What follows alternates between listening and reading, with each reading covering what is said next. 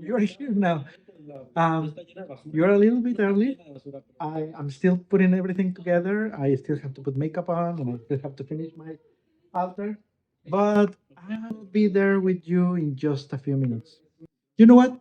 Normally, I will put my video of the cultural appropriation at this moment, but last Comic Con, Adalisa Zarate gave us a really good advice on cultural appropriation. She's a wonderful artist, but she also is the director in the Comic Con for the Hispanic track. And she has done conferences on cultural appropriation and all that. And we were lucky enough to have her comments on cultural appropriation last Comic Con. So while I finish here and I put my papel picado here, I'm gonna let Adalisa Zárate talk to you a little bit about El Día de los Muertos and cultural appropriation. Enjoy. See you in a little bit. So I'm here in Comic Con 2024, about to close down, and I'm here with the excellent artist Adalisa Zárate. Hello. And I'm gonna ask Adalisa about the Day of the Dead because sometimes we get that question. What's up with cultural appropriation in the Day of the Dead, Adalisa? Well, the thing is this: the cultural appropriation only works if you are A, being disrespectful, or B, taking something that is from a closet culture that the natives don't want to share. Day of the Dead is an open tradition. We Mexicans like to share the Day of the Dead. We want you guys to understand. We want your dead to come back and have a meal with you again so you can remember them with love. So yes, you can make a shrine for your dead. You can make an ofrenda for your dead on the Day of the Dead, even if you are not Mexican. However, there are a couple of rules that you have to follow. The first rule, research about the real Day of the Dead. Do not just go, oh well, I watched Coco, so it's okay. Coco is beautiful, and the animators did a lot of research. But their research was not all in the movie. You only see the visual parts of it in the movie without the explanation of why every little part of it matters. But if you want a Day of the Dead ofrenda, ask a Mexican born in Mexico. And we will be very happy to help you, and we will be very happy to join you. So you can have your own ofrenda, even if you are American, even if you are Canadian, even if you are Russian. Because again, this is an open culture thing, so you can use it. When someone native from the culture tells you, you know what, I don't like you doing that, then the answer is, okay, I won't do that, because you tell me that I can't. And that is how you avoid cultural appropriation and make it cultural appreciation. Enjoy the Day of the Dead, and now you have this auntie from Mexico permission to dress up as a Catrina, that is a sugar skull, if you want this Halloween. You didn't hear it from me, you heard it from Adalisa Zárate. Thank you very much, Adalisa.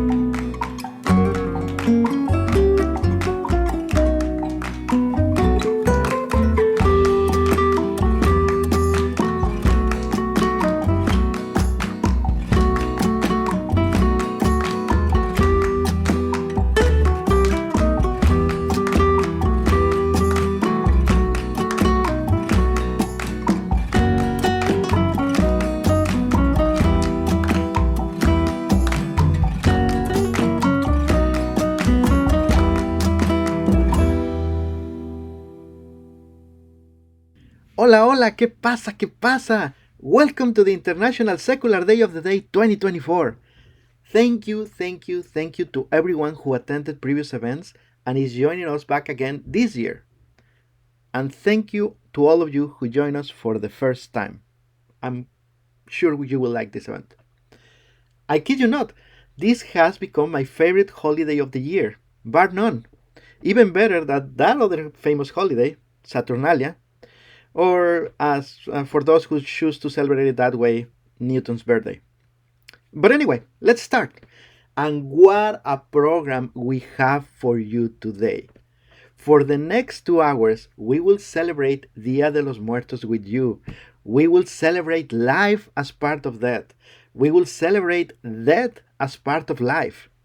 And we will have amazing guests to join us in this celebration. The keynote speech by wonderful actor and regular friends of this event, Jon Huertas. Neuroscientist Sergio Labra will talk to us about what happens to your brain just before we die. Marco Lorenzana, a professional comic artist, will share his art and inspiration with us. Then we have a conversation with the Mexican producer, director, playwright, teacher, Enrique Castillo. Afterwards, Yoa Martínez, a young digital artist, animator, and director from Tijuana, is sharing with us a preview of her Aztec-inspired animated short film about the Day of the Dead. And then we have Gricha Raether, activist, professor, businessman, world traveler, and friend. And he will talk to us about how multiple cultures see that, how multiple religions see that, and maybe how we should really see that. But as always, the most important guest is you. In the interactive program portion of this event, we will share experiences, we will honor our loved ones, we will see your wonderful honoring tables and costumes and backgrounds and makeups. We have prices for some of those, by the way. Anyway, let me introduce my co-host, David Tamayo, the president of HAFRI, Hispanic Americans Freethinkers, and he's here every year with us, and this year he is here as well. So let me welcome my co-host, David Tamayo. David. Bienvenidos. Welcome, everyone. It's really great having you all here today. This is a fantastic tradition that's been going on for several years, and it's a good opportunity to face death right in the face in the form of remembering the people that have made a difference in our lives, people that we love, and celebrating really life. Nothing better than that. So, without further ado, I pass it back to Memo, and thank you for being here today. Thank you, David. Well, we're burning daylight and we are not getting any younger in this Day of the Dead. So it is my honor and privilege to introduce Margaret Downey, founder and president of the Free Thought Society and co-founder of the International Secular Day of the Dead. With you, Margaret Downey. Thank you, Memo. For those of you who are new to the annual celebration of life, traditions, and Mexican culture, I thought you might like a brief history lesson about how this event started. The very first discussion of hosting a secular version of the Mexican tradition took place in 2013. After reading an article about how quickly people were leaving religious beliefs behind, I teamed up with Victoria de la Torre to brainstorm about how we might outreach to the fast-growing non-theist Hispanic community. I was familiar with Dia de los Muertos thanks to my former in-laws, and Victoria grew up with Dia de los Muertos as a family tradition. During our brainstorming weekend, Victoria and I immediately recognized the need for secularizing Dia de los Muertos. Our first event took place in 2014 in San Diego, California. That's where I met Memo, by the way.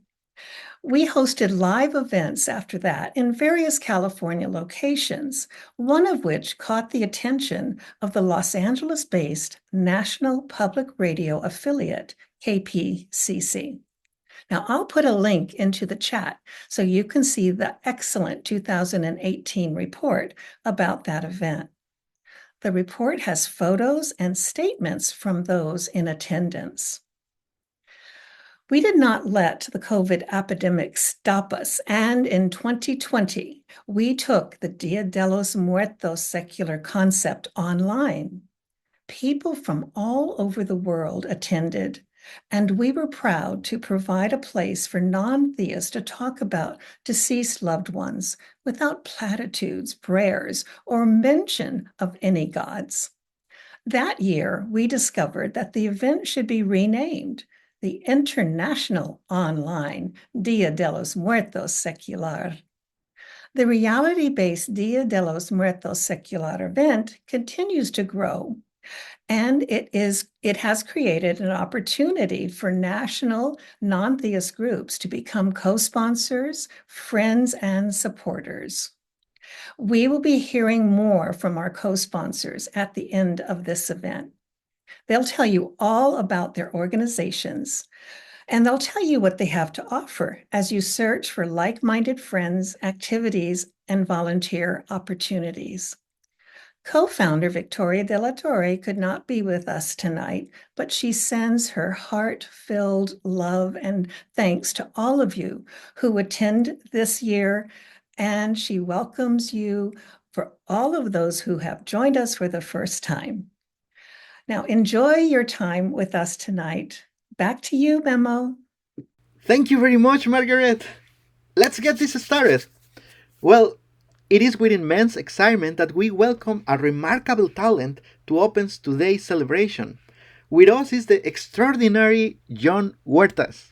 You may know him as Miguel Rivas in NBC's award-winning This Is Us, and as the fearless detective Javier Esposito from ABC's Castle, and Sergeant Tony Polk Espera in HBO's Generation Kill, which, by the way, he says his role has held the most important personal meaning in his career because of how his own life experiences match with it.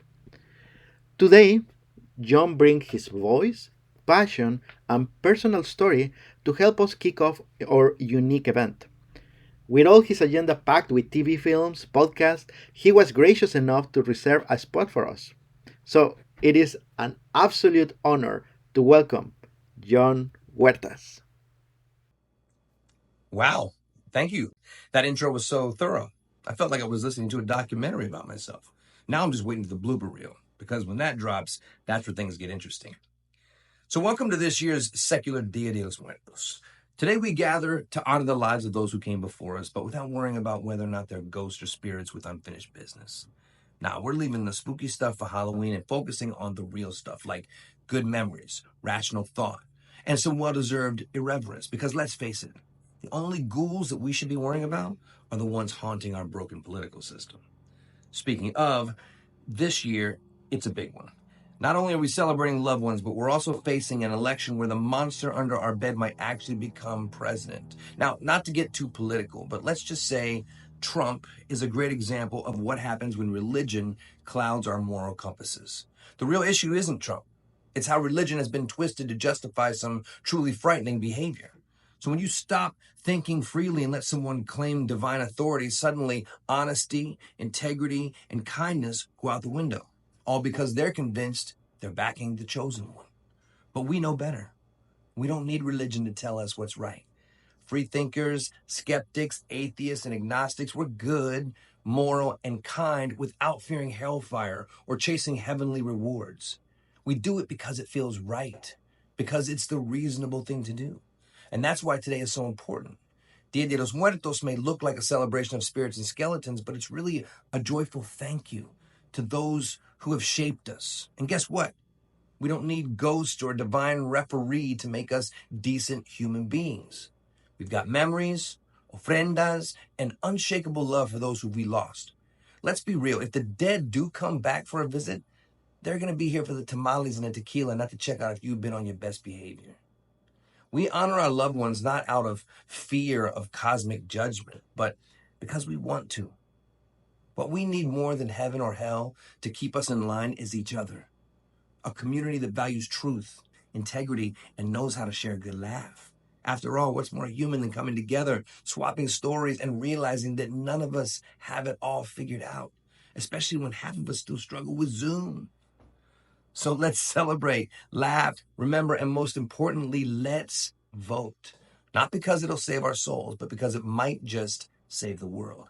And if that doesn't work, hey, at least we've got each other, a little mezcal, and a reason to keep laughing. Thank you, and enjoy the celebration. Thank you, John, for your insightful keynote speech. You know, as much as we fear death, and as much as we know that is inevitable, we actually don't talk about death that much. For example, have you ever wondered what happens inside your brain when we die? What creates those near-death experiences in your mind? How do neurons react, and why do they say that we see our life flashing before our eyes before dying? All of it has a scientific explanation, and it's something a person who studies neurons extensively may have some insight for us. Well, to talk about this, I'm excited to introduce Sergio Rodriguez Labra, an inspiring leader in the fields of neuroscience, biotechnology, and chemical engineering. Our guest, Sergio, is driving through breakthroughs in preclinical stem cell research and multi-omic applications to tackle one of humanity's most complex challenges, Alzheimer's disease. As the head of a dedicated team of scientists, they are working tirelessly to uncover insights and develop groundbreaking treatments.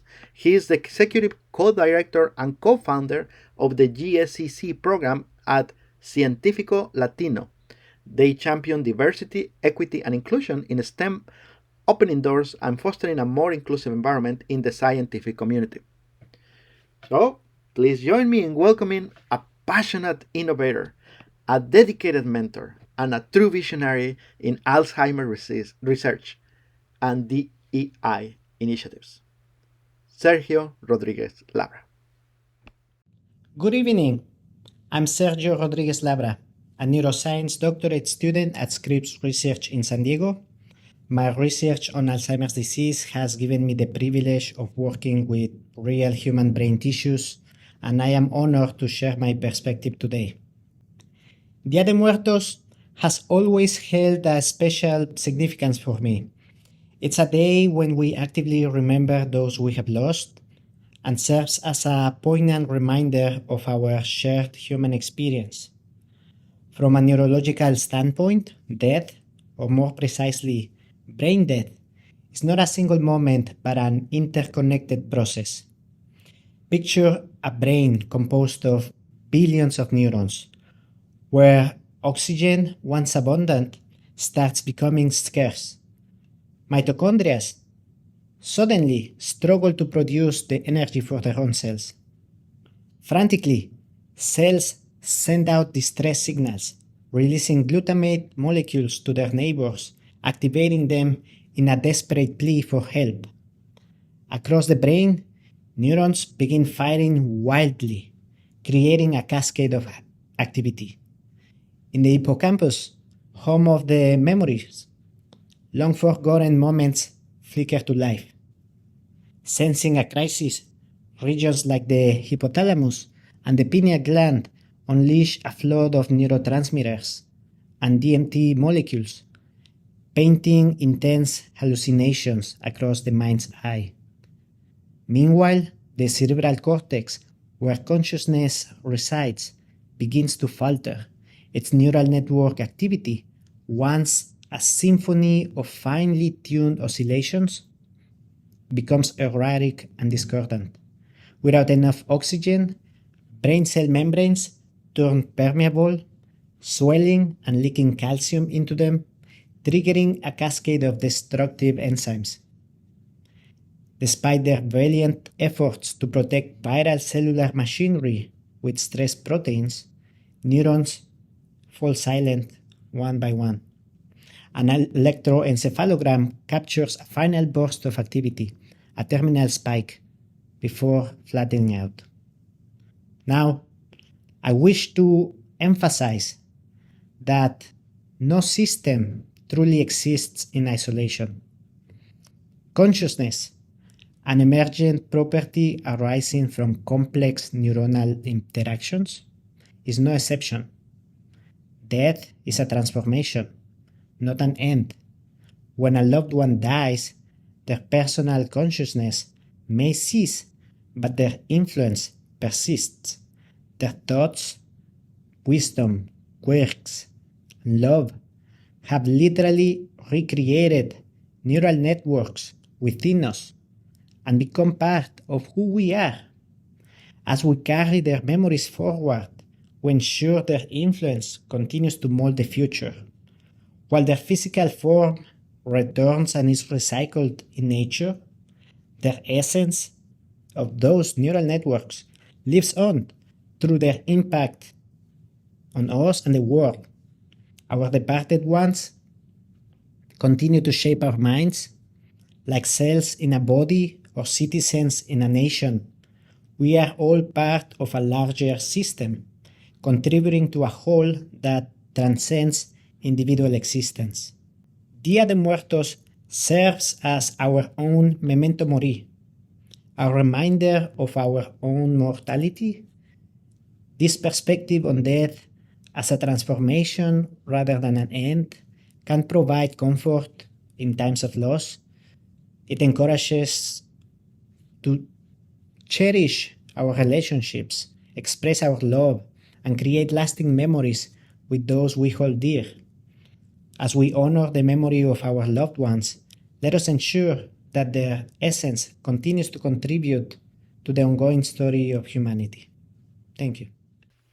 Thank you, Sergio. That was truly enlightening. I feel I gained at least 5 IQ points just by watching your participation. Let's hope they survive tonight's tequila. Moving on. Now we have a participation by Marco Lorenzana. Marco is a Mexico-based illustrator and designer who has worked with Marvel Comics, Aspen Comics, Zenescope, you name it. If you have read Hulk's comics, Secret Empire, Brave New World, Ultimates 2, Heavy Metal, you have seen his work. Today, he's going to share with us his art. He created a digital drawing from scratch, and he recorded the whole process. So we will see how his ideas come to life. While doing it, he will talk about his grandfather, who inspired him to become a professional comic artist. I hope you like it.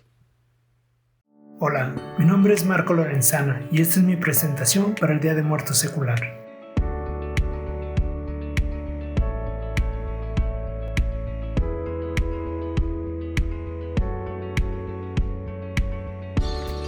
El arte que se muestra en este video está inspirado en un dibujo que realizó mi abuelo cuando yo era pequeño, el santo contra el vampiro. Lamentablemente el dibujo se perdió, pero sí lo tengo en mi memoria. Aquí una muestra de mi versión personal de ese dibujo.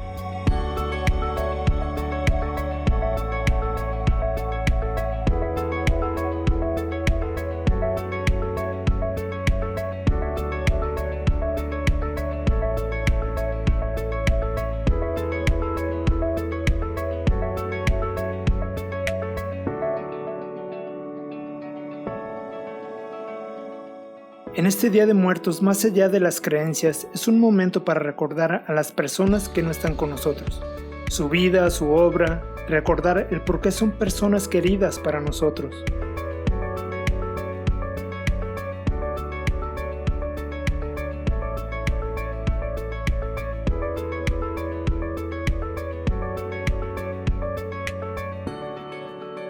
Una de esas personas queridas es mi abuelo Porfirio Castellón.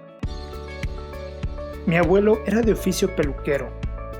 Era una persona muy creativa, muy emprendedora, muy trabajador y dedicado a cada cosa que hacía.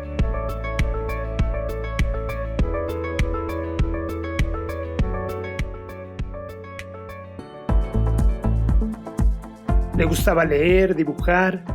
De hecho, él era un gran fan de los cómics nacionales.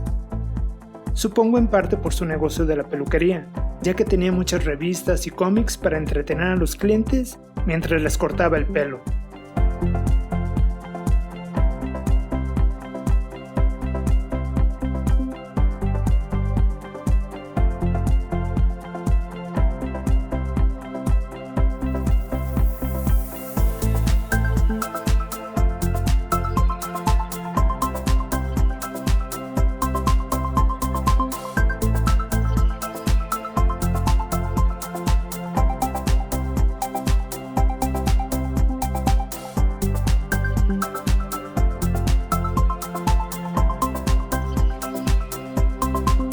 Mi abuelo fue mi primera influencia en el dibujo. Si bien su técnica no era muy detallada, verlo dibujar me inspiraba a hacer lo mismo.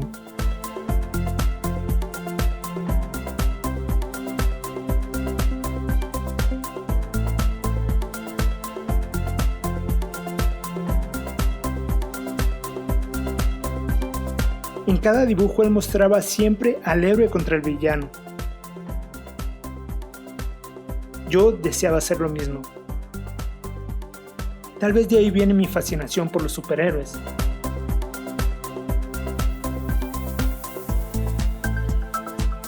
Saben, creo que le agradaría mucho saber que al final me dediqué al dibujo.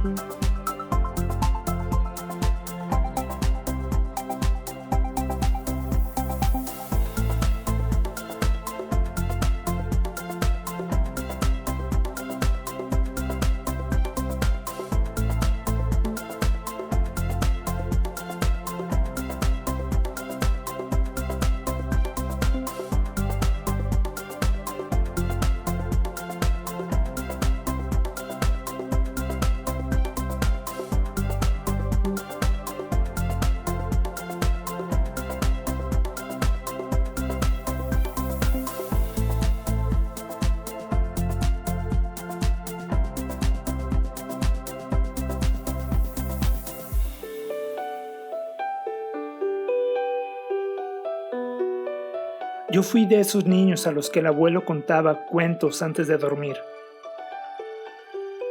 Cuentos de dragones, reinos, princesas. Mi abuelo siempre procuró llenarme de historias increíbles que alimentaron mi imaginación.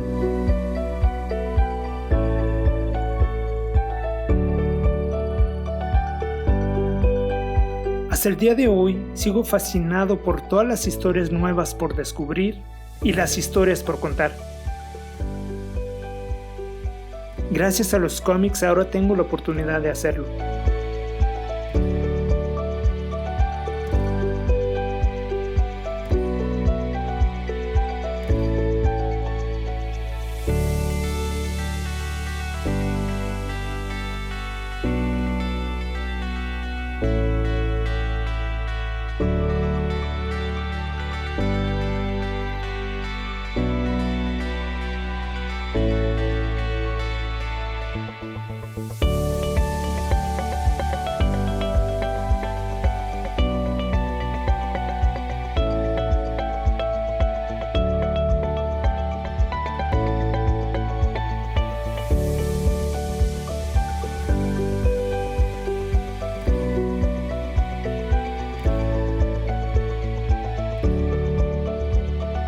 Espero que este video haya sido de su agrado.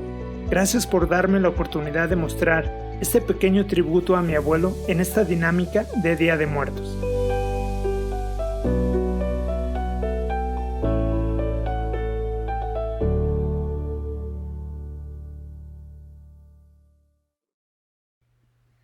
That was really cool, Marco. I'm amazed on how some people have this ability to have something in their mind and bringing it to reality through art. So, thank you, Marco.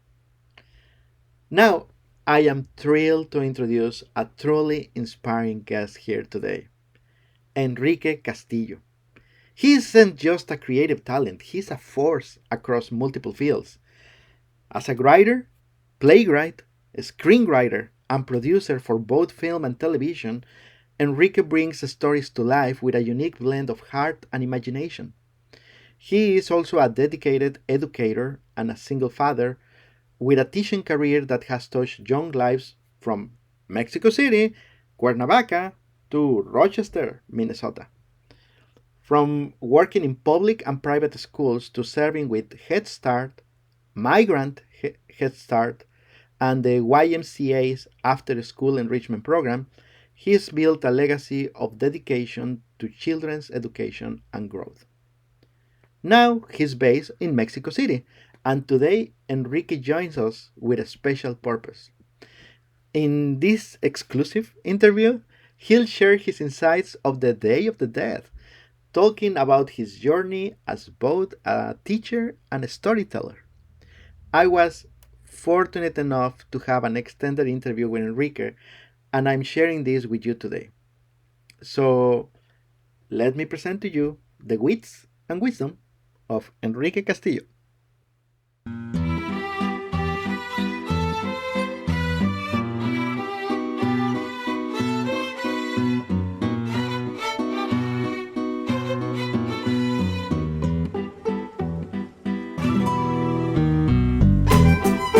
Hi Enrique, how are you? Hello, I am good. How about you, Memo? Doing fine, very excited to be in this Day of the Dead, Awesome. 2024. Okay, great. So, let me start right to the topic. What do you Sure. enjoy about the Day of the Dead, about el Día de los Muertos? Well, to be honest, absolutely everything. I love the offerings, the ofrendas. I love the food, the pan de muerto. I love the smell of copal, this special incense that we put in our offerings.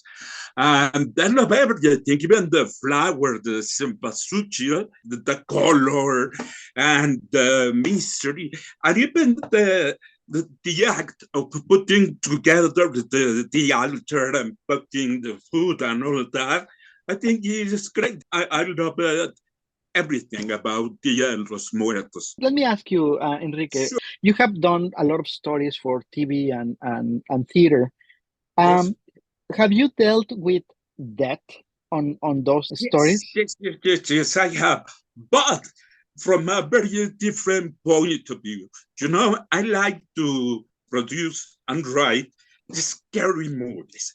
My movies are about serial killers, monsters, vampires. And yeah, in my movies, I use a lot of fake blood. I like to people covered in blood. But the movie that I feel more proud about, which is Virgen de Medianoche, Midnight Virgin. I tried to make some sort of scary movie, but using a lot of Mexican elements. Virgin of Guadalupe, traveler shows with freaks and have the body of the snake, but the head of a woman or things like that. About lucha libre with warriors that do wrestling. But to be honest, I have never tried the theme of the dead seriously. It has been more like just to have a scary fun, because I have loved scary movies since I was in kindergarten. That's my thing. So, yeah, that of course changed a lot when I had my first very close encounter with that. But I think we'll talk about that later. I think you just touched a point really interesting, because it correlates with life. You have touched in your movies just the death topic from a scary point, but really not going into that in deep anymore, right? No. That's our life. That's what we walk around every day.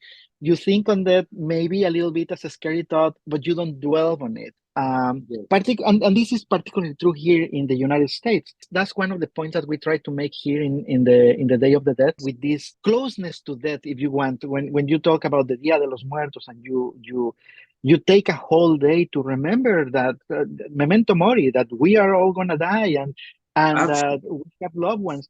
I think it gives you a little bit of tools to deal with it when the moment comes, because everybody is gonna deal with that. Absolutely. Yes, right? yes. I agree with you. Now let me ask the person, the teacher, the father, the writer, what are your thoughts on death as you, Enrique? Well, as you know, I'm an atheist.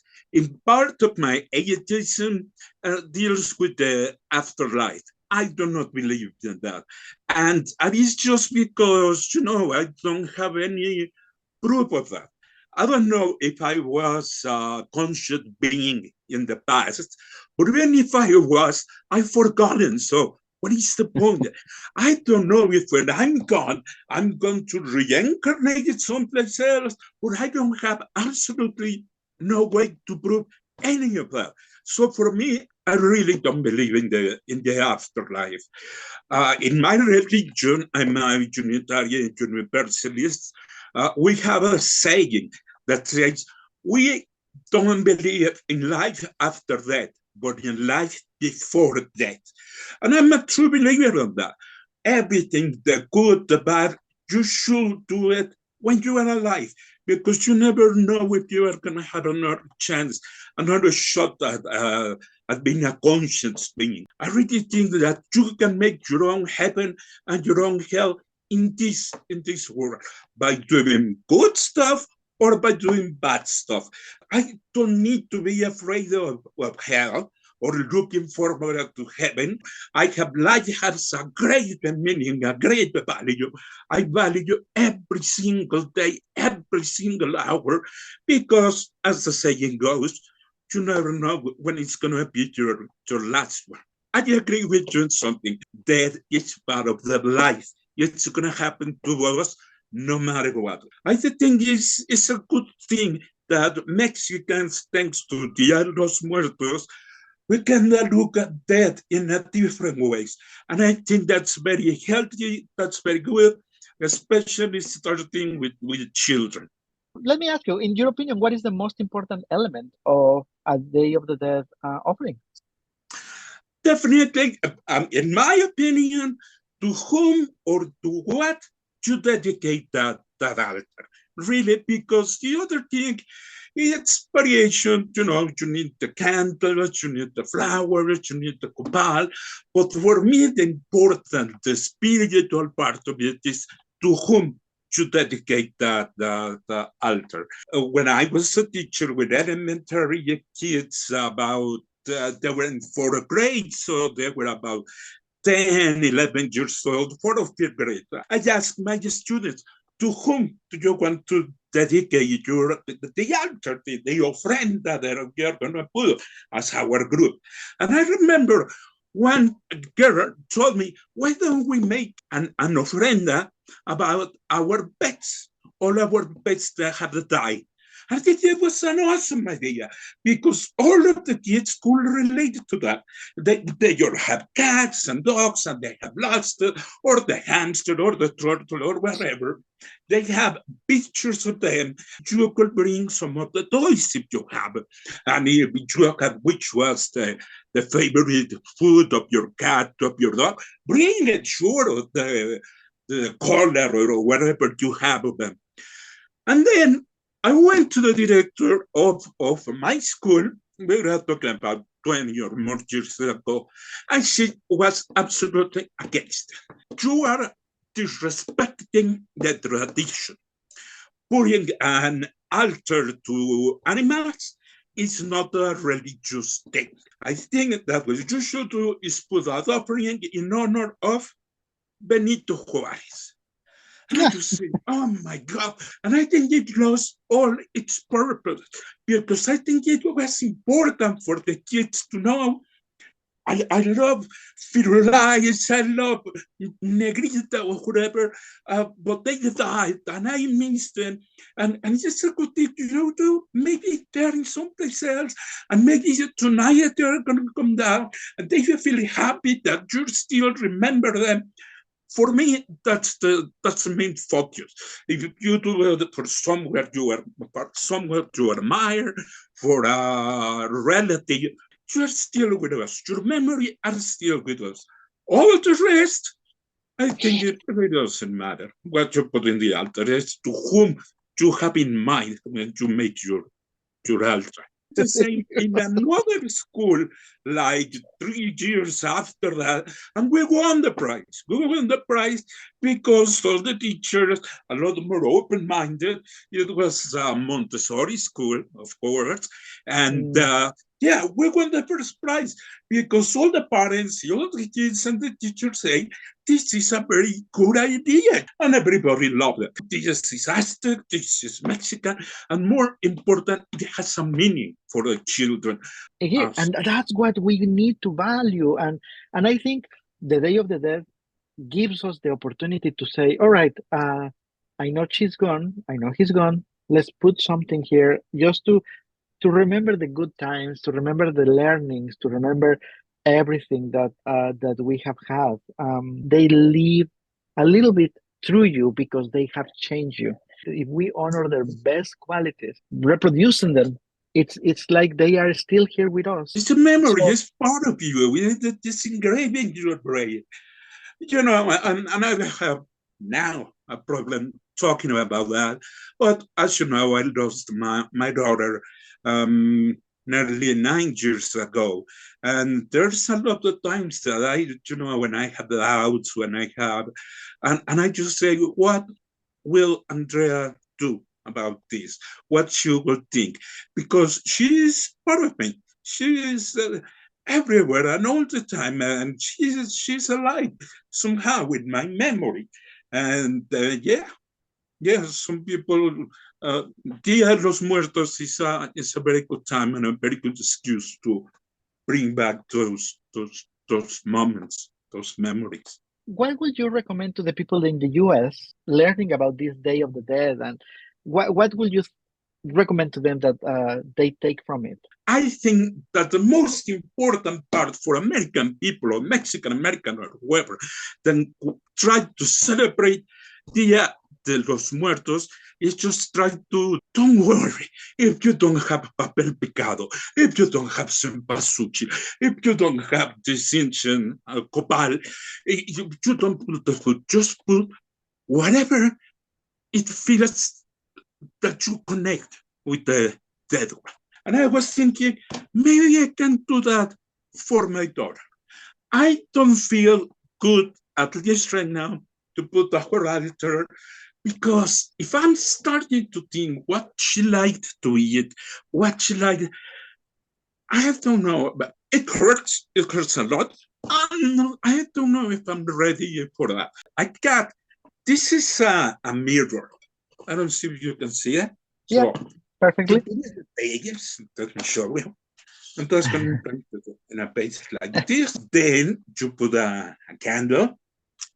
Okay, let me see how you can have this. So you're going just to finish the conversation, guys. You turn ow! I just burned my finger. Anyway, that's there. You put it in. Sorry. And then we have this, that it's something that it's, you can kind of get through it.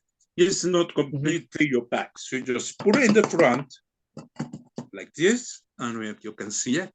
And I don't know if you can see the effect because it's very cool. I don't know if I can see it, but you see it's very nice. Very nice. Repeating to the infinite, something like that. Yeah. Oh, and then I have this picture of my daughter. I don't know if you can see it. She was about 4 or 5 years old, 4 years old, I think, when I had that picture. I'm going to put it just in front of it. And that would be my altar for today. It's just a way to remember her there's a like, and besides that, the candle, as I told you, is a symbol of my religion, so Unitarian Universalist. And yeah, probably next year I will start thinking to put something with more Hey, Andreas. but that little altar over there, that honoring ceremony, it's amazing. It's really cool. At the center of our house, I'm just gonna leave the candle lighting for all day, all night, and that would be a way to remember Andrea. I love it. I love it. Great. Well, Enrique, thank you very much. I cannot tell you how much I enjoyed our conversation. Thank you, Enrique. See you next time. Bye-bye. Adios.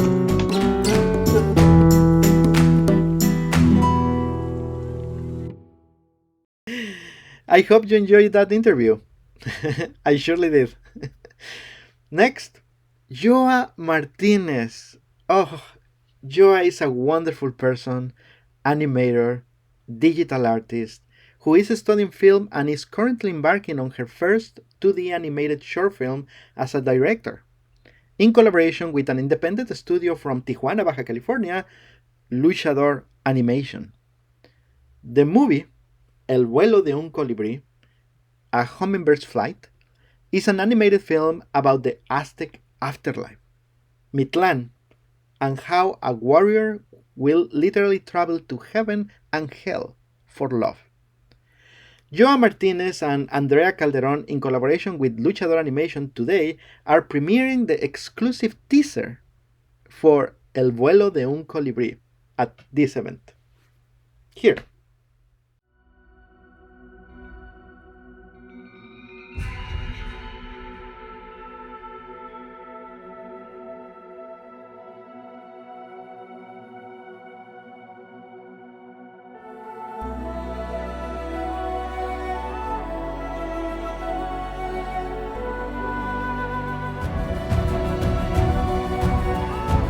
Este no es tu lugar, humano. Por favor.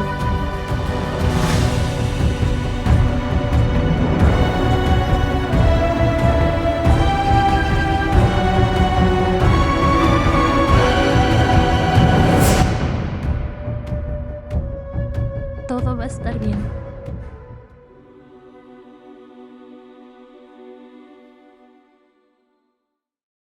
El vuelo de un colibrí es una historia que se fue transformando a lo largo de los meses, hasta llegar a ser esto. Naran, un joven que acaba de perder a su amada, viaja al Mictlán para intentar recuperarla, pero allí se dará cuenta que tal vez no es su cometido. Una historia contada a través del medio que es la animación 2D, vemos el viaje que transita Naran a lo largo de los 9 niveles del Mictlán. Todo por amor. El trabajar en este proyecto como directora me trajo muchos sentimientos, retos y conocimiento. Sigo siendo un estudiante de cine que aún está aprendiendo a crear una historia, darle vida y corazón. Creo que hemos podido lograr algo muy hermoso de esta producción. El poder hablar de algo tan personal y sensible, el trabajarlo y ver cómo poco a poco va apareciendo ante mis ojos algo que solo tenía sentido tal vez en mi cabeza. Y sobre todo, el equipo con el que tuve la suerte de colaborar.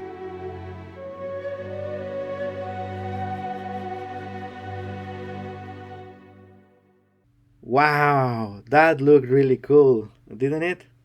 I can't wait to see the final movie. And between you and me, Yoa has promised that she will showcase her final product next year in the Day of the Day 2025. So don't miss it. Anyway, moving on. Everyone, I'm thrilled to introduce our next speaker, Gricha Raether, with a curious mind that took him from the bustling halls of Tecnológico de Monterrey to the MBA corridors at Baylor University. Gricha is not just a brainiac, he's got experience to match. This guy has worked across 5 continents, mixing it up in international business and even taking on director roles at one of the largest defense consultancies in the US. Talk about impressive. But it doesn't stop there. Gricha is a true tri-citizen of Mexico, the US, and Germany. Fluent in several languages, so he definitely won't be lost in translation. Since moving back to Mexico in 2010, he's been shaking things up in the fintech scene, serving as a CEO and CFO for various companies. You could say he's a bit of a tech wizard. Now, this is where it gets even more interesting. Gricha isn't just about business. He's a passionate political activist and proud atheist, using his voice and platform to advocate for a secular society and to empower others to think critically. Plus, he is the president and founder of the Mexican Tourette Foundation, proving he's just as dedicated to social impact and he's to making the most of this one life we have. Gricha! Death. It is such a fundamental part of humanity that all religions spend a considerable amount of time focused on this particular topic. Many say that there are only two things that one cannot avoid in life: death and taxes. But anyone who has access to financial havens and cryptocurrencies knows that half that statement is categorically wrong. Until now, no one has been able to fool death. Not to say that nobody has tried. The multi-billionaires amongst us are looking for ways to beat and cheat death by manipulating their genes because they want immortality. Such is the case with telomeres. Telomeres are the protective caps at the end of chromosomes, consisting of repetitive DNA sequences and associated proteins. They protect the chromosomes from deterioration or from fusion with neighboring chromosomes. As cells divide, telomeres shorten, which is a normal part of getting old. Eventually, the telomeres become too short to protect the chromosomes, leading to cellular degeneration to a point where cells stop dividing. This shortening process is associated with aging and age-related diseases, eventually leading to death. Manipulating these structures could indeed lead to an eternal life, at least until you get bored from having seen and done it all and decide to call it quits. Or maybe uploading consciousness to the cloud is the most feasible way to reaching immortality, similar to the episode titled Saint Junipero in the series Black Mirror. Whichever ends up being the solution, we are not there yet, and death, at least for now, is absolutely certain, even if your last name is Musk or Rothschild. But that is not what organized religion is concerned with. In fact, in many religions, trying to fool death might actually constitute a sin, as much as suicide or euthanasia. Religions care about what you, as an individual, do and think and believe before death catches you, and how those actions and choices determine how enjoyable or torturous your afterlife will be. Trying to convince everyone that death is not final is a central theme to religion, mostly with the goal of controlling your body, your mind, and your actions, and maybe, just maybe, take some of your money. Religions, or the humans who rule over them, or those who write whatever heavenly inspired sacred texts or user manuals they publish, establish the rules on how to handle death and what happens to you after you bite the dust.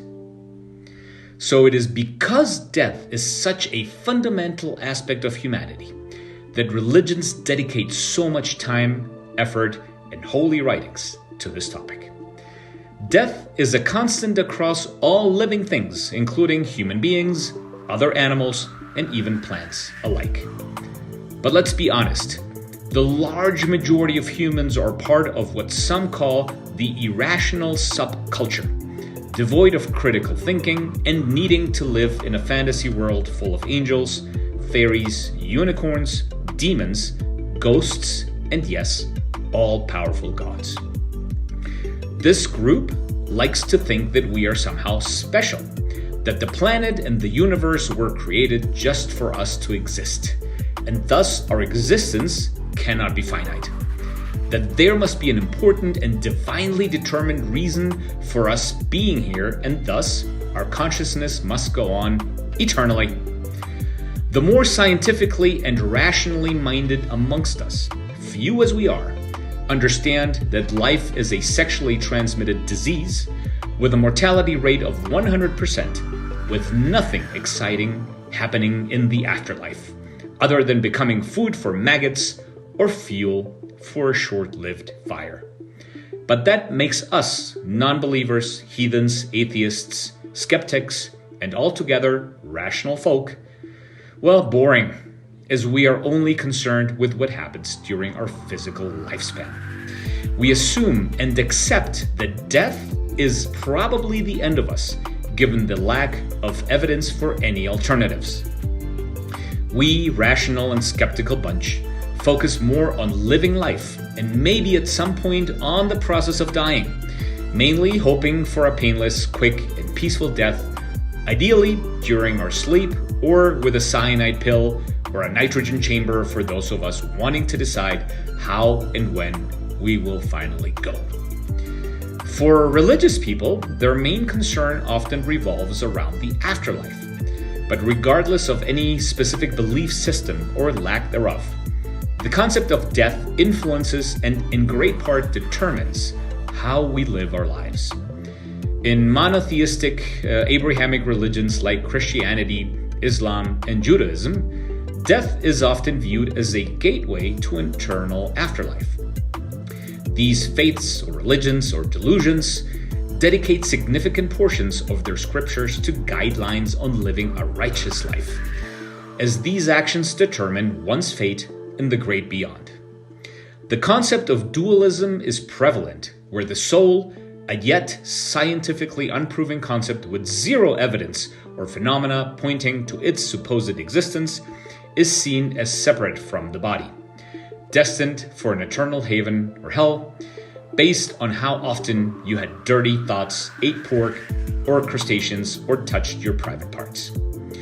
In contrast, Hinduism presents a different perspective with its concept of reincarnation. Here, the cycle of death and rebirth, or samsara, is governed by karma. Karma, the cumulative result of one's actions, thoughts, and deeds, determines the nature of one's next existence. Hinduism also distinguishes between dualism and non-dualism. Dualistic schools see the individual soul as separate from the ultimate reality, consciousness, while non-dualistic traditions like Advaita Vedanta view the soul and the ultimate reality and consciousness as one and the same. The ultimate goal is to achieve moksha, the liberation from the cycle of rebirth, and to realize one's unity with the divine. The issue here, just like with any other religion, is that the divinely inspired guidelines are imprecise and interpreted by wise humans who are enlightened, who understand reality better than your average human, and who have the authority or knowledge to explain the rulebook and what you should and shouldn't do. To either return as a beggar, a child who gets pediatric cancer, a millionaire, or if you did really well and learned your lessons, break the cycle altogether. Buddhism, which also embraces the concept of reincarnation, focuses on the cessation of suffering through the Noble Eightfold Path and the attainment of nirvana. Here, death is not an end, but a transition in the ongoing cycle of existence. The notion of karma is also central, influencing future rebirths and the path to enlightenment.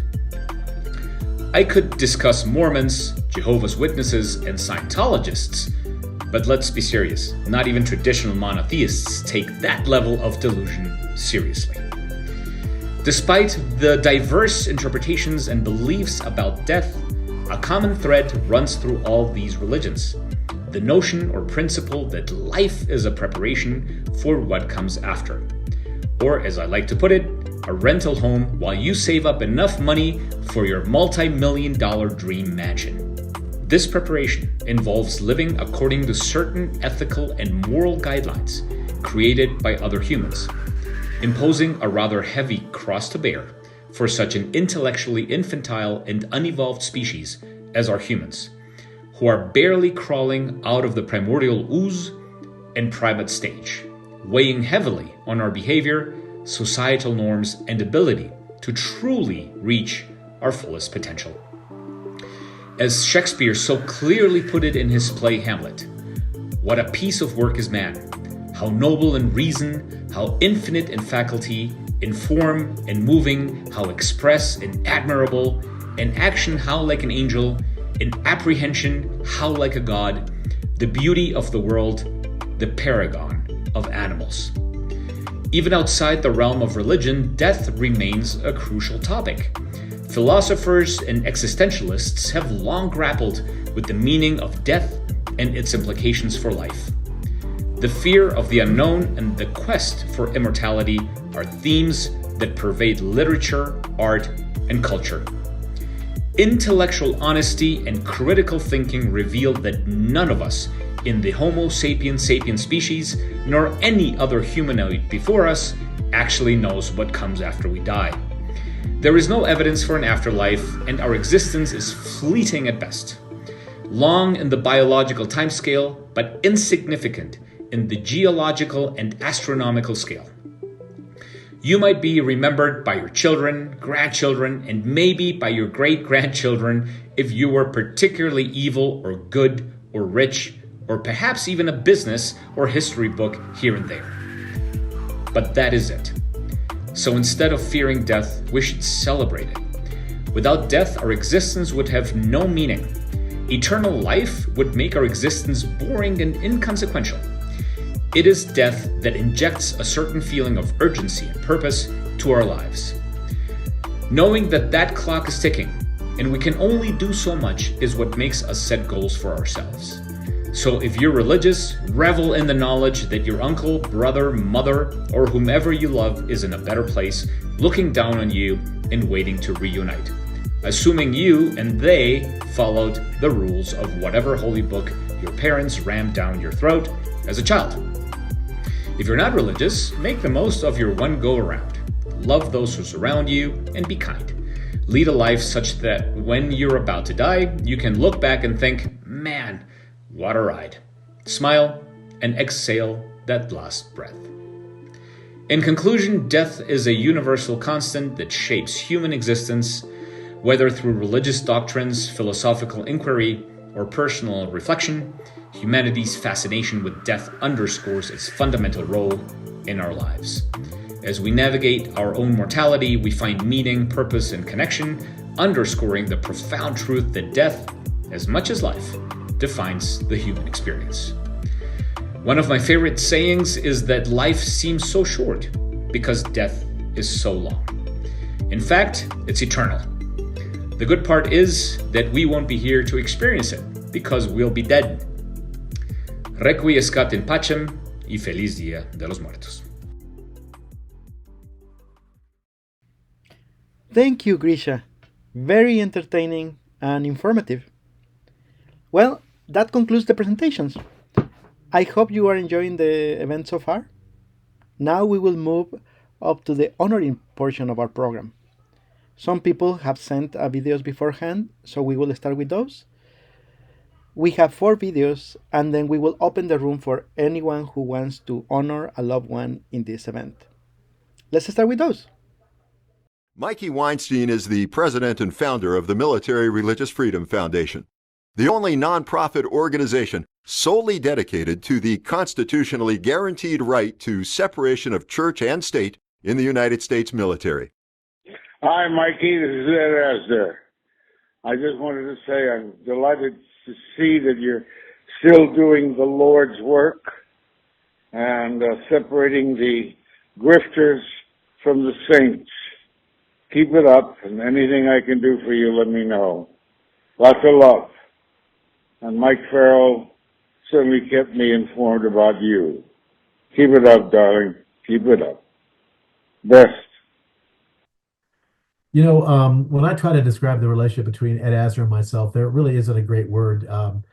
Mentor doesn't do it. Lodestar for our fight doesn't do it. A father figure, brother figure. I guess I would think of the word kinship. This was an amazing man. He won more primetime Emmys than any other male performer in the history of Hollywood until today. I met him at Stanley Scheinbaum's house. He was a Hollywood legend himself many years ago. And I gave a pitch to people I didn't know there. And suddenly this guy comes up to me and bear hugs me and tells me that he supports me. He's behind me. He'll do anything we can possibly do together. We left that party together, that gathering, and he drove me to the Kirk Douglas Theater where he was reading for a part that he got, of course, in a play. Ed was a magnificent person. I think about him every day. During the holiday season, he was in one of those Christmas movies, and I always would call him at the end of that movie because I enjoyed seeing him perform in that particular role. But of course, he was in the movie Up. He was in so many different things, and he's just a magnificent person. He helped inspire me, and true kinship is not trying to help out those more unfortunate than yourself. True kinship is the awareness that we are all bound together as beings in this universe, and we have to try to help each other and love each other. I'll miss you always, Ed. Thank you for everything you gave to me and my family and the Military Religious Freedom Foundation, and really all of humanity. Love you, brother. My name is Fish Stark, and I'm the executive director of the American Humanist Association. Thanks to Margaret and the whole team at Secular Day of the Dead for asking me to make this video. I think many folks, but maybe not all folks, because in my few weeks on the job, I haven't gotten the chance to meet all the secular community yet, know that my dad was Congressman Pete Stark, the first open atheist in Congress. This is us, and this, and probably my favorite one, this. Dad passed away in 2020, just before the onset of the COVID-19 pandemic. And Margaret asked if I would share a reflection today. So I'm going to share briefly from the eulogy that I wrote for him when we dedicated a wetland preserve in the East Bay, which he represented for 40 years in his honor. So just imagine what it was like growing up with Dad. I want you to start with the fact that he believed he could lighten any mood, and he was willing to embarrass himself trying. If you were whining about what was for dinner, he had a stock response. He would say, oysters with chocolate sauce. If you were napping in the car, you'd know that you pulled into the garage when he sang out, home again, jiggity jig. And if the mood at the dinner table was lousy, he would, over my mother's objections, teach us a joke not suitable for polite company. Don't get me in trouble telling that at school, he'd say, and of course, we always did. On a good night, Dad would get home from the Capitol early enough to read at bedtime. He'd come into my room with a glass of Chardonnay and a book, determined that I should get an education in the classics, which to him meant any humorist who had been dead at least 50 years. We read O. Henry's The Ransom of Red Chief, Leo Rostin's The Education of Hyman Kaplan, John Kennedy Toole's Confederacy of Dunces. He read with gusto. He leapt into Hyman Kaplan's Polish accent. He relished the tapaka sound effects in his very favorite story, James Thurber's The Secret Life of Walter Mitty, a story about a diminished old little man who escapes into an elaborate fantasy world where he is powerful and renowned. So in many ways, Dad was the opposite of Walter Mitty. He was a man incapable of being diminished. He expressed himself openly, he dressed vibrantly, he drew all the attention of a room his way with stories and jokes and wisdom. His big dreams and big ideas couldn't possibly stay confined to his mind. He was duty-bound to will them into being. Dad didn't like to play by the rules, and sometimes it seems like he'd study the rule book to see how many he could break at one time. He had an entrepreneur's limitless optimism that if you questioned the conventional wisdom and you worked hard enough, you never had to accept the status quo. And like his favorite humorists, he believed that sometimes a little subversiveness was the key to enlightenment. In everything, Dad led from a place of unshakable moral courage. He had a simple theory of right and wrong. The right thing was to do everything you could to make life better for those who were worst off, and anything else was the wrong thing. He was fierce in his defense of the underdog, children, the poor, the elderly, people of color, and fiercer still in his disdain for wealth hoarders, war profiteers, bigots, bullies, and the hypocritical sycophants of the religious right. He was not a fan of politeness or parlor games. To him, making people's lives better was a matter of life or death urgency, and he just couldn't understand people who didn't see it the same way. His life's work is proof of what can happen if we believe better things are possible and fight for them, if we take our humanist values and live them in the public square. Tens of millions of people have better access to medical care because of his work on the Affordable Care Act. And his COBRA legislation helps Americans keep their health care during layoffs and divorces and other life transitions. Even today, the Biden administration is using his EMTALA legislation, which gave everyone in America a right to emergency care regardless of their ability to pay, to block Republican attempts to deny women life-saving reproductive health care. And the movement for a single-payer healthcare system he helped ignite decades ago is growing ever stronger. Look, he made life better, safer, and fairer for so many, both in where he represented in the East Bay and around the country, because he had the audacity to stand firmly on the right side of the issues before it was the popular one. There are those who wait for the arc of the universe to bend toward justice, and there are those who bend it themselves. And as anyone who has ever been in a long line with Dad knows, he didn't like to wait for anything. So when he had the opportunity to become the first person to come out as the first open atheist in Congress, it was a no-brainer. To him, standing alone wasn't just a calculated risk he was willing to take. It was a duty to stand on the side of what he knew was right, to stand for the beliefs that had always guided him, to let other people know, especially if they felt like underdogs, that they weren't alone, and that there was someone fighting for them. Sometimes people will comment on Dad's passing and say, you know, he's in a better place, or, you know, you must feel good that he's looking down on you. And I say, gee, actually, that doesn't make me feel good. You know, not because I don't appreciate the sentiment, but because the only thing Dad would have liked better than heaven was being right. So, you know, it can be hard as a little kid to understand your father giving so much of himself so freely to so many, but as anyone who saw him with a small child or a constituent in need knew, when he turned his attention to you, you felt not just like the most important person in the room, but the most important person in the world. He was your conspirator, your champion, whenever he could be, whenever he felt you needed him. That feeling when he would look you in the eye and you saw what mattered most in that moment became the thing that mattered most to him, where the faith he had in himself transferred to faith in you, that was worth a lot of missed soccer games. So as we think about what it means, not just to be secular, but to live in our humanist values, I hope in these times this example guides us to speak truth to power, to be generous, to build community, to know what you believe and to hold fast to it, to think about how you can make others' lives better and make that your life's work. Those were the things that he taught us, how to live with audacity and joy in the service of things bigger than yourself. And that's how we'll keep his legacy alive, but that's also how we'll build a thriving humanist movement, or any kind of movement. I truly believe that. So, this is Dad and I.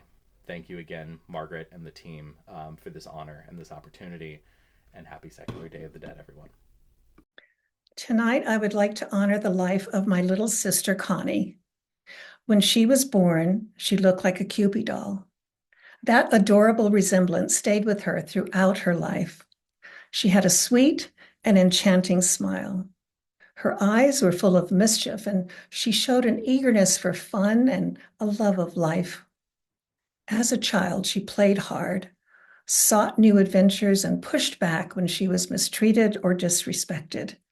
She was brave, strong, adventurous, and curious about a wide variety of subjects. Those traits were evident even when Connie was a youngster.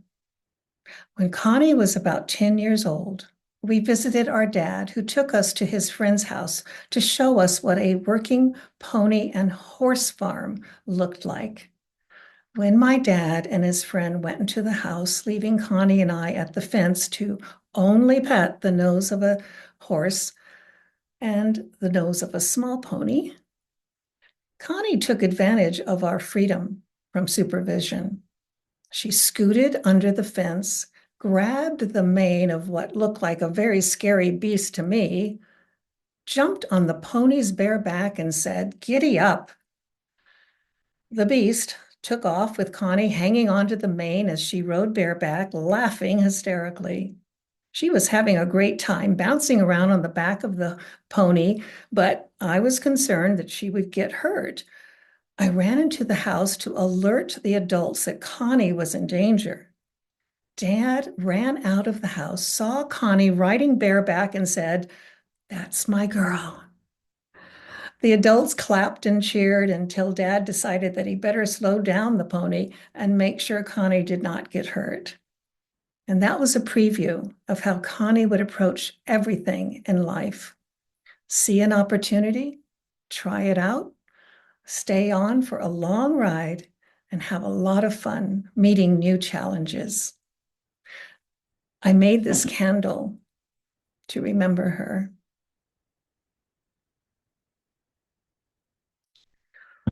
I'll read the words I put on the label. My beautiful younger sister lived a very full life. She loved her family, friends, nature, cooking, and every animal she met. She was thoughtful and generous with her time. Many seek to emulate her kindness, creative talents, and energy. Connie saved the life of our older sister, Martha, and she never hesitated to offer her services to those who needed help. She was always available for family, friends, and even strangers. Her legendary meals brought joy to those privileged to be recipients. She was always brave and positive. She remained strong for others as she faced adversities and health issues of her own. With medical assistance and a strong will to live, those who loved her received 20 additional years of joy to be with her. Praise science. Lastly, I know that Connie would want me to encourage everyone at this event to live your passions, surround yourself with friends, laugh often, and remain involved with those who need and love you. Thanks for listening, everyone. That was very nice and very moving. Thank you to everyone who sent the honoring videos ahead of time. It is now time to open the floor for anybody who wants to share words about their loved ones or showcase their honoring tables.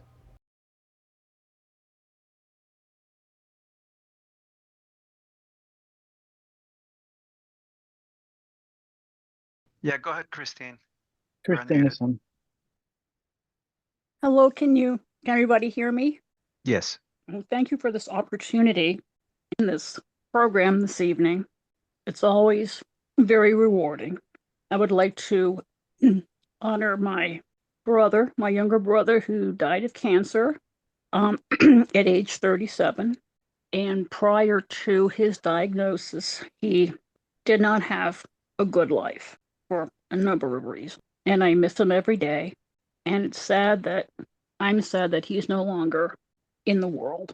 And my dad, who died of a heart attack at age 58, I miss him every day as well, and all my grandparents too. But I really want to remember all the women in the U.S. who have died because of the lack of abortion and other reproductive medical care. All of these women's deaths were completely preventable and totally a crime against humanity. I cannot express my sorrow enough that in 2024, women are still dying from a lack of autonomy over their own. And also women in the US, all of us are rapidly losing our other rights, the right to contraception, the right to freely gather. So for all the women here, for my dad, for my brother, and my grandparents, I'd like to remember them today. And again, thank you for this event, and thank you for the opportunity to speak. Thank you, Catherine. I noticed that Rosa Maria. Rosa Maria. Hello, everyone. Good evening. Thank you for the opportunity to open the microphone for me. I just would like to share some thoughts that were coming to my mind. This is the first time I'm joining this event, which I found it extremely cool. And I feel honored to be here with you guys. So I just was thinking that our Mexican celebration, the date of the dead, it is a kind of therapeutic, at least at my end. My parents were not by any means perfect. they, I had a very, very bad memories for both of them, unfortunately. But when I think about the date of the death and I put set up my altar for them, it is therapeutic. It is really nice because I am overwhelmed with the good memories, with the good moments that I have had with both of them. And I think that is very precious. And I am not sure if other cultures, they do share the same kind of experience in any other form. But I think it's lovely to set up in our homes an altar for them and make a decoration and think about them in purpose, in a positive way, of what they used to like to eat, or the songs that they used to sing, or the beautiful moments that I have shared with my parents help me to forgive them, because nobody taught them how to become a parent or a good one. And I know they did the best that they could with all their mistakes. I feel very grateful for having them in my life. I just wanted to share that with you guys, and thank you for the opportunity. Thank you, And Rosa Maria. Hopefully you'll be joining henceforth for absolutely. future ones. Thank you Thank for the you. comments. Catherine Martel is next. Hello. This has been up in my house for 2 years, ever since Mark Courtney Stewart, my late husband, died. And tonight we have this. And aside from the fact that he was a sweet, generous master of words, this little story will tell you what you need to know about him. When he was 12, his parents dragged him to church. So every week he snuck out the back and used his offering money to go down to the local malt shop and buy a milkshake. And so that's Mark. Very nice. That's a sweet story. Thank you. Anyone else would like to present or say anything before we move on? Jane Lorenzen? I would just like to say something in memory of my friend Joan, who died of COVID last month. She was an atheist and a librarian and an archivist, and she was very creative. She could always come up with a terrible pun just when you needed a laugh. She had a very salty vocabulary, which she referred to as archival language. And I miss her every day. So COVID is still out there. Please mask up and be careful. Great point. Okay, Memo, over to you. All right. I guess I'm gonna take an unplanned second moment to honor a person who passed away not even a month ago. Or she is no longer with us. She was the girlfriend of my daughter, and she was an amazing person. She was a therapist.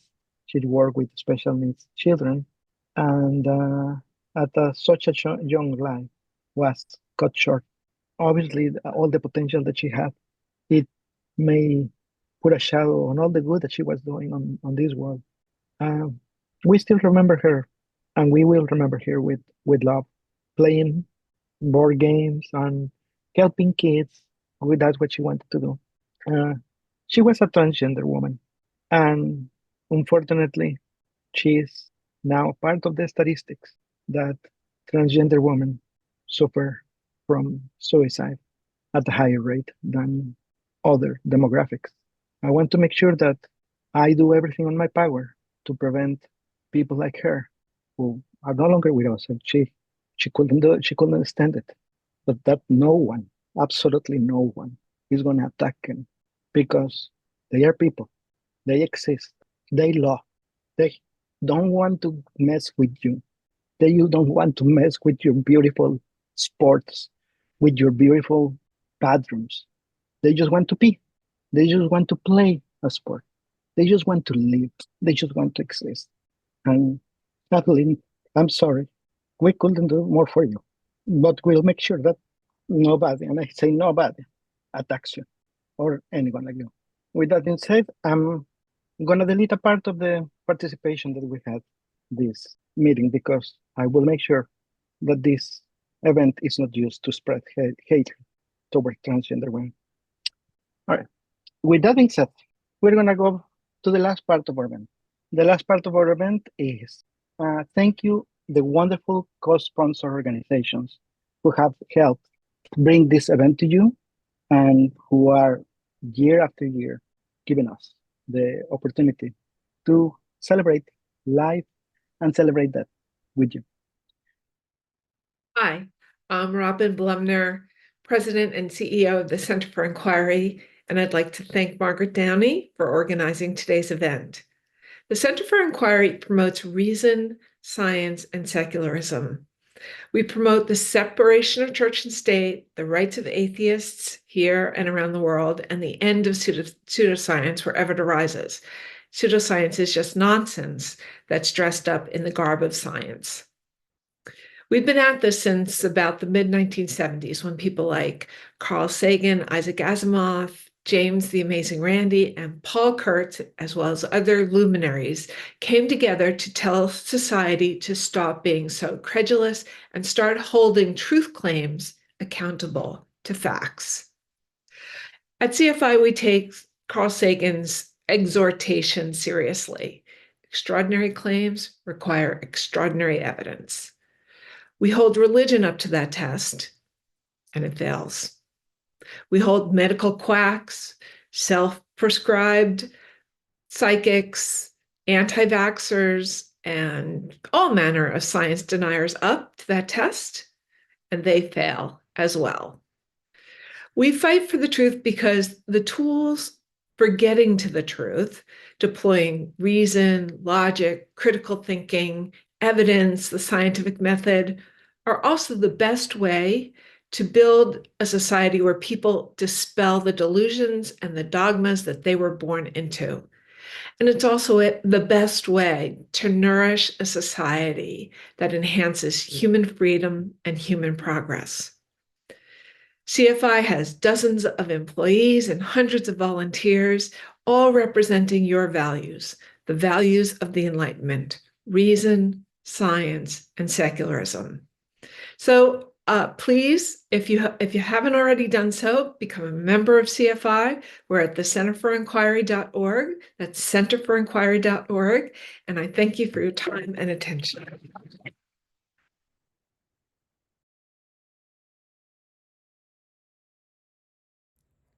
Hola y bienvenidos a todos. Hello and welcome everyone.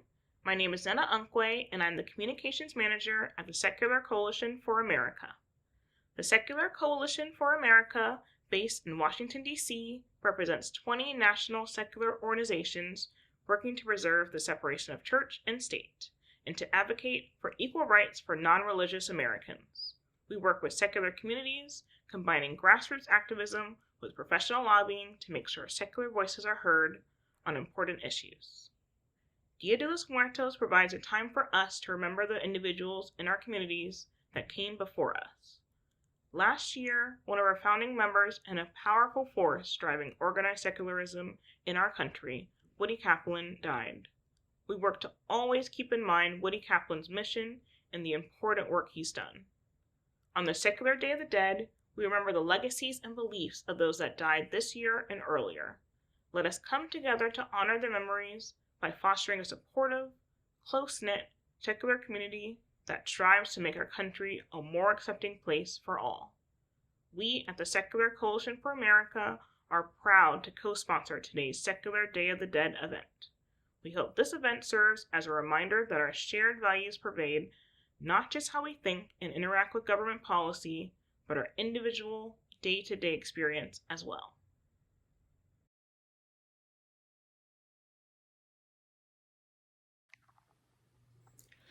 Hello, everyone. This is Mandisa Thomas, founder and president of Black Nonbelievers. We'd like to welcome you and thank you for supporting the 2024 Secular Dia de los Muertos, also known as the Secular Day of the Dead. Black Nonbelievers is a 501c3 organization headquartered in the Atlanta, Georgia area. We connect with other Blacks and allies who are living free of religious belief by providing a caring, festive, and informative community. Instead of accepting dogma, we determine truth and morality through reason and evidence. As always, the mission of Black Nonbelievers is to provide secular fellowship, nurture and support nonbelievers in coming out, also known as open identification, encourage pride in non-religious identities, educate the general public on the history and current state of non-belief in Black communities, and also organize events and charitable causes. This year, we would like to pay tribute to Gwendolyn Rose Forrest, author of The Born Good Enough Mindset, who sadly passed away. She is from our Metro Detroit area and was an avid supporter of Black nonbelievers in our work. We ask that you join her legacy and do the same, as she was a long-time atheist and humanist. Thank you all very much once again. Thank you to the Free Thought Society for their work on the 2024 Secular Day of the Dead. Thank you all for coming. Hello, everyone, and thank you for joining us today for Dia de los Muertos Secular. I'm David Tamayo, one of the founders and one of the directors at Hispanic American Freethinkers, known as HAFRE. HAFRE is a 14-year-old nonprofit educational organization dedicated to promoting the search for truth through science, rational thought, and critical thinking among Hispanics in the United States. Our mission is simple but powerful: to be a resource and support for Hispanic freethinkers as we advocate for truth, science, rational thought, and humanism. We encourage critical thinking, logical evaluation of supernatural claims, and a firm commitment to the separation of church and state. Consider this: there are over 65 million Hispanics in the United States. That's almost 20% of the population, which means 1 in every 4 children in the United States is Hispanic. And yet, many of our communities face challenges that make them vulnerable: limited education opportunities, lack of proper health care, and superstitions that are passed from generation to generation. These challenges leave many open to exploitation, from dishonest politicians to religious charlatans. But I want to tell you today that there is another path. Some of us in the Hispanic community live without the fear of ghosts or the shackles of superstition or religion. We place our hope not in prayer, but in science and reason. We are Hispanic American freethinkers, and we have chosen a life without religion or superstition. We trust in reason and evidence-based knowledge. And yes, we're living happy, meaningful, and well-adjusted lives, serving our communities and our loved ones. Like everyone, we experience struggles, heartaches, disappointments, and trials. But when we do, we face these challenges without the comfort of imaginary beings. Instead, we find strength, joy, and meaning in life itself, guided by secular morality and humanistic values. On behalf of HAFRE, thank you for being part of Dia de los Muertos Secular. Let us honor the lives of those who have passed as we cherish and value the lives we are living today. Thank you. Hi, I'm Fish Stark, the Executive Director of the American Humanist Association. As humanists, we believe in people. We believe that every person has inherent worth and dignity without needing to be saved or redeemed. We believe that there's no problem people can't solve and no truth we can't uncover as long as we live in societies that treat us equitably and protect the right to think freely. And we believe that the highest good, the highest virtue, is serving humanity and helping people live lives of freedom and flourishing. We hope you're enjoying the Secular Day of the Dead, and we're really proud to sponsor this event to celebrate our own secular version of this important cultural tradition, and because we believe that part of what makes it special to be human is the impermanence of life and the legacies that we leave behind through our actions. The American Humanist Association is dedicated to helping people celebrate life and the people who live it. Through our Humanist Society, we train hundreds of secular chaplains and celebrants who provide counseling and guide people through moments of celebration and transition, including honoring loved ones who have passed. Through our Education Center, we help people find new ways to connect to and live the values of humanism. Through our over 230 local groups, we help humanists find belonging and put their values into action, serving others. And of course, we never stop fighting in Congress and in the courts against the far religious right and their efforts to degrade human life. We hope you'll join us at AmericanHumanist.org, where you can sign up for our e-newsletter to get the latest in humanist ideas and consider supporting our work to advance the humanist movement and advocate for the separation of church and state. Thanks for being here. Hello, I'm Annie Laurie Gaylor. And I'm Dan Barker. We are executive directors of the Freedom from Religion Foundation. Y es un gran placer poder participar otra vez en el Día Secular de los Muertos. And the Freedom from Religion Foundation is proud to be a co-sponsor of this annual event. If you're not familiar with FFRF, we serve as the nation's largest association of freethinkers, 40,000 of us in North America, atheists, agnostics, humanists, and we work diligently as a state church watchdog to keep religion out of government. You can look us up at ffrf.org. Adios, adios, and we'll see you again next year.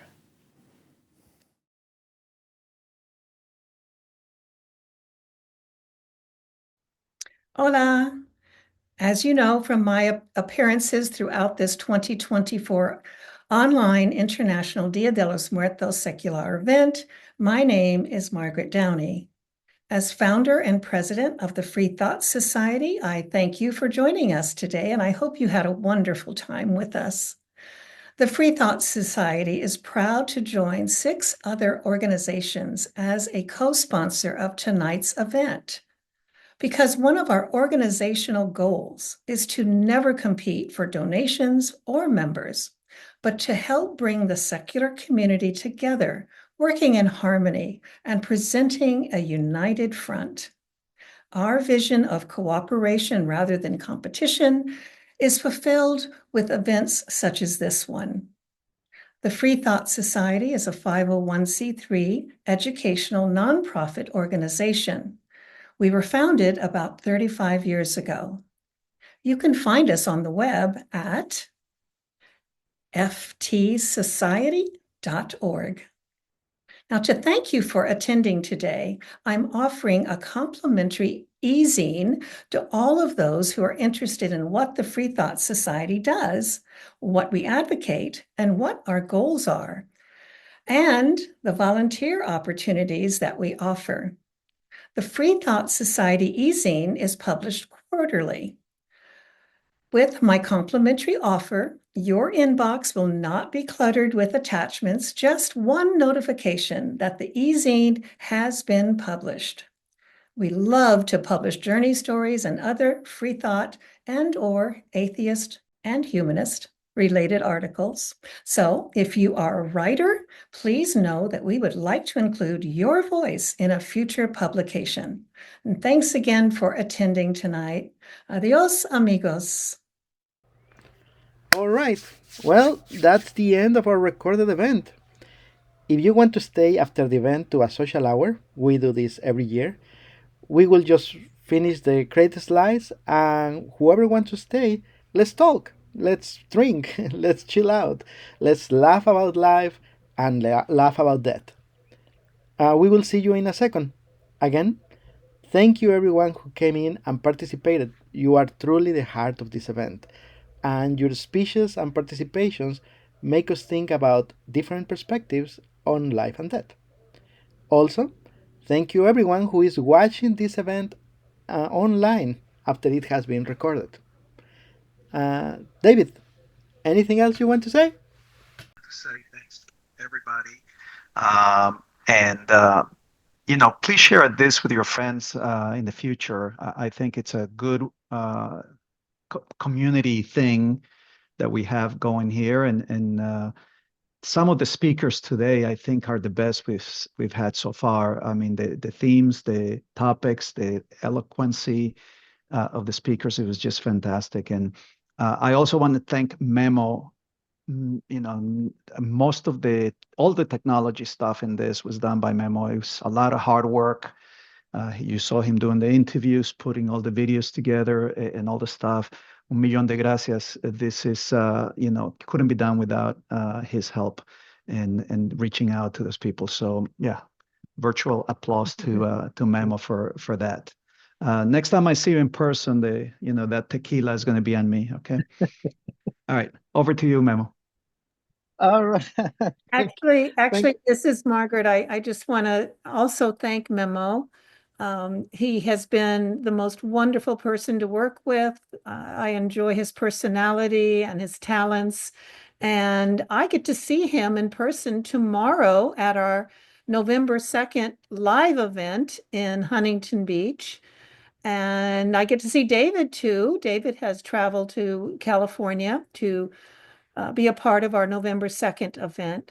But I just want to thank everyone for coming. I see a lot of people who are regulars, Richard from the Virgin Islands, and so many wonderful people. I would love to meet Gricha someday in person. And I want to also say that this event makes me feel so close to not only the live people I know and love, but also to honor my dead relatives is something very special to me. And I want to thank you for that opportunity. All right. Thank you, Margaret. And David and Margaret, you are too kind. I couldn't do this without you. You have put something together that I hope that lives for many, many years. So let me go to the great slides, and then we'll go to the social hour, and then we can keep talking, and we open the microphones for everyone. So thank you again for attending. See you next year. Bye.